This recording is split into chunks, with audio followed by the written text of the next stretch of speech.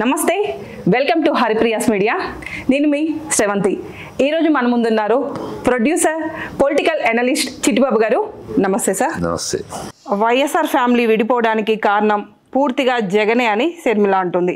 జగన్ అనేవాడు కరెక్ట్గా ఉంటే మా ఫ్యామిలీ అనేది విడిపోయేదే కాదు, దీనికి కారణం పూర్తిగా ఆయన అని చెప్తుంది. సో ఆయనే రీజన్ అయి ఉండొచ్చు సార్ విడిపోవడానికి.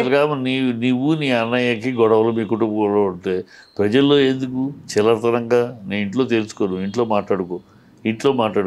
అదే ఆ పిల్ల చిల్లరతనం. నీకు నీ అన్నయ్యకి నీ కుటుంబానికి గొడవలు ఉన్నాయి, ఆస్తులు గొడవలు ఉన్నాయో ఇంకోటి అది నీ ఇంటి గొడవ. నీ ఇంట్లో కూర్చొని 4 గోడల మధ్య పెట్టుకో, పెద్దలు మీ ఇంటి పెద్దలు, మీ కుటుంబ పెద్దలు పిలిపించుకో మాట్లాడు.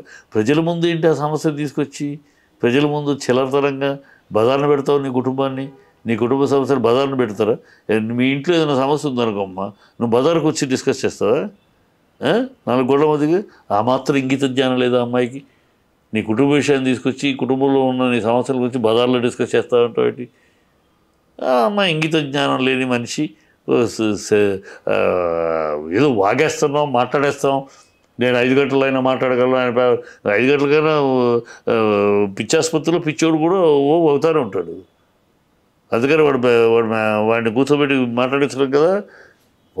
నువ్వు వాగుడుకాయ వాగుతావు. మీ ఆయన కూడా దేవుని పేరు మీద ప్రసంగాలు చేస్తూ ఉంటాడు. మీకు అలవాటు కనుక అది నేను 5 గంటలు మాట్లాడగలను, ఆయన 5 నిమిషాలు మాట్లాడి, ఇవన్నీ పిచ్చి మాటలు, చిల్లర మాటలు. ఆ అమ్మాయికి ఇంగిత జ్ఞానం, కామన్ సెన్స్, ఏది మాట్లాడాలి కూడా తెలియదు. అన్నయ్య అయిపోయాడు సీఎం, మా నాన్న పేరు చెప్పుకుని నేను కూడా అయిపోదామని ఒక తపన, ఒక ఆశ, దురాశ తప్పితే ఆ అమ్మాయి దగ్గర ఎలాంటి సమవాయ లక్షణాలు లేవు. అది మొన్న తెలిపోయి తెలంగాణలో పెట్టింది. ఎందుకు పెట్టావు తెలంగాణలో పార్టీ? ఎందుకు పెట్టావు? ఎందుకు తిరిగావు? నోటుకు వచ్చినట్టు ఎందుకు అందరిని తిట్టావు? మళ్ళీ పార్టీని ఎందుకు మూసేసావు? ఇవాళ మళ్ళీ అదే కాంగ్రెస్లో ఎందుకు చేరావు? ఏమన్నా ఒక లైన్ అమ్మాయిని గురించి చెప్తూ ఉంటే ఎక్కడన్నా ఒక స్ట్రైట్, ఒక స్టాండర్డ్ లైన్ ఉందమ్మా?